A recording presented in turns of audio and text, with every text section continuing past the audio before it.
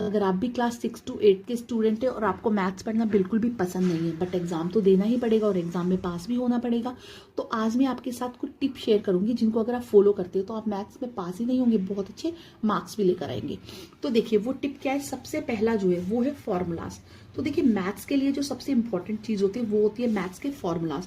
अगर आप देखेंगे क्लास 6 to 8 में कुछ ज्यादा फॉर्मूलाज नहीं होते हैं, तो आपको करना क्या है, सबसे पहले आपको वो सारे फार्मूलाज बिल्कुल एक पेपर पे लिख लेने और अगले 15 दिन जब तक आपका एग्जाम नहीं है 10 मिनट निकाल के आपको रेगुलरली वो फॉर्मूलाज को पढ़ना है।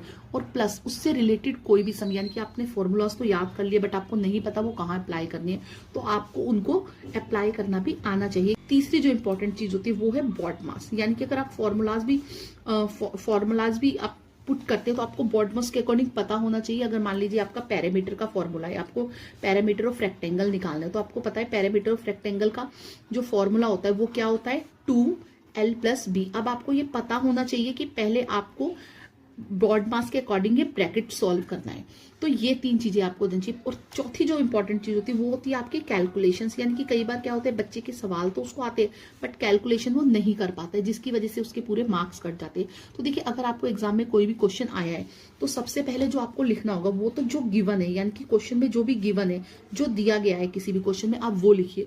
उसके बाद आप देखिए उस पर किस फॉर्मूले को, कौन सा फॉर्मूला उसमें यूज होगा, फिर आपको फॉर्मूला लिखिए और फॉर्मूला के अकॉर्डिंग आप जो भी वैल्यूज है वो आप उसमें अप्लाई कीजिए। तो आप इस तरह से करेंगे। अगर आप मान लीजिए उसको सॉल्व भी नहीं कर पाते, तो अगर आप आपका गिवन लिख के फॉर्मूला लिख के अप्लाई करके भी छोड़ के आते, तो भी अगर 4 मार्क्स का क्वेश्चन है तो उसमें से 4 में से 2 मार्क्स तो आपको इजिली मिल ही जाएंगे। जहां देखिए आपको कुछ नहीं मिल रहा, आप सिर्फ फॉर्मूलाज लर्न करके 2 मार्क्स इजिली ले सकते हैं एक क्वेश्चन में। वो डिपेंड करता है कितने नंबर का क्वेश्चन है, कर दिया तो कैलकुलेशंस भी आप सॉल्व कर सकते हो। तो मेनली आपको ये 3 चीजें लर्न करनी होती है। इसके अलावा आपको बस कैलकुलेशन सॉल्व करनी आनी चाहिए, मतलब आपको कैलकुलेशन सही होनी चाहिए।